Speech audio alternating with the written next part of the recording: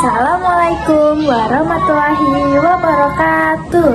Jumpa lagi dengan saya, Clarissa Sukma Amelia. Di kesempatan kali ini, saya akan menjawab tugas video di luar kelas di hari keempat. Nah, tugasnya yaitu mengenai observasi atau pengamatan motivator terhadap murid, suasana kelas, dan kegiatan di dalam kelas. Yang pertama yaitu pengamatan terhadap motivator, bagaimana cara motivator dalam menyapa dan menyambut murid. Caranya yaitu dengan menerapkan senyum, sapa. Nah, jadi motivator bersikap ramah kepada setiap murid. Kemudian bagaimana cara motivator memulai kegiatan Bimba interview. Caranya yaitu dengan mengajak komunikasi dua arah kepada anak, dengan menanyakan kabar si anak atau mungkin menu paginya. Dan motivator mengajak anak bersama-sama bernyanyi lagu Bimba. Bagaimana cara motivator membuat suasana kelas nyaman dan menyenangkan? Caranya yaitu dengan memberikan permainan dan diskusi. Bagaimana cara motivator membuat suasana kelas nyaman dan menyenangkan? Caranya yaitu dengan memberikan permainan yang disukai oleh anak dan sering-sering mengajak anak berdialog. Bagaimana cara motivator mengajak anak berdialog? Caranya yaitu dengan memperlakukan anak sebagai teman sehingga anak nyaman untuk diajak komunikasi dua arah. Bagaimana cara motivator memberikan reward kepada anak? Caranya yaitu dengan memberikan kata-kata motivasi seperti anak rajin, kerja yang bagus, dan semangat. Jadi hindari kata-kata motivasi seperti anak hebat, anak pintar, atau anak ganteng dan cantik. Karena kata-kata itu memberikan dampak yang buruk, nantinya anak akan tumbuh atau memiliki karakter yang sombong. Lalu kapan motivator memberikan reward atau motivasi kepada anak? Yaitu setiap saat setiap anak selesai mengerjakan modul atau materi yang diberikan oleh motivator, sehingga anak akan semangat dalam bermain dan belajar. Bagaimana ekspresif, sikap, dan penampilan motivator selama kegiatan Bimba? Ekspresinya yaitu selalu ceria di depan anak, dengan sikap yang ramah dan menyenangkan, serta penampilannya harus bersih, sopan, dan rapih. Kemudian, apa yang dilakukan motivator agar anak tidak merasa bosan? Yaitu caranya dengan menerapkan metode variation skill atau memvariasikan materi bermain sambil belajarnya.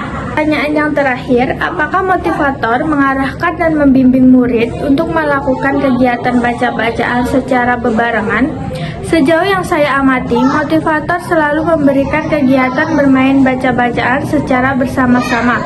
Demikian tadi jawaban atas pertanyaan terhadap pengamatan kepada motivator, dan sekarang selanjutnya adalah pengamatan kepada murid. Pertanyaan yang pertama, bagaimana ekspresi dan sikap murid pada saat bernyanyi dan berdialog? Pada kegiatan pembuka, ekspresi dan sikap murid terlihat antusias, penuh semangat, dan dalam bernyanyi. Apakah ada murid yang tidak tertarik, tidak bersemangat pada saat mengikuti kegiatan Bimba? Sejauh ini belum ada, dan semua murid itu terlihat antusias dan penuh semangat dalam mengikuti kegiatan Bimba. Kemudian bagaimana ekspresi dan sikap si murid dalam mengikuti kegiatan inti yang diberikan oleh motivator? Sikap dan ekspresi mereka terlihat antusias, ceria, dan penuh semangat dalam mengikuti kegiatan inti yang diberikan oleh motivator. Lalu apakah semua murid merasa senang dalam kegiatan yang diberikan oleh motivator? Jawabannya adalah iya, karena mereka mengajarkan kegiatan yang diberikan oleh motivator itu dengan penuh semangat. Lalu, apakah ada murid yang merasa kesulitan atau tidak mampu dalam melakukan kegiatan yang diberikan oleh motivator?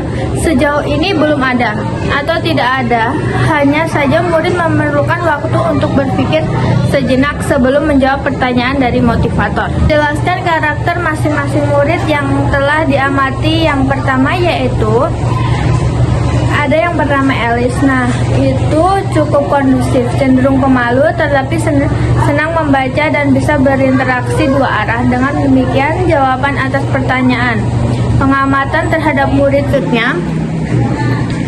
Kita lanjutkan pengamatan terhadap suasana. Yang pertama, jelaskan suasana kelas yang diciptakan oleh motivator dan disarankan oleh motivator. Selama observasi, suasana kelas cukup kondusif dan cukup menyenangkan. Kemudian, apakah ada pemaksaan atau kekerasan terhadap murid? Jawabannya adalah tidak ada.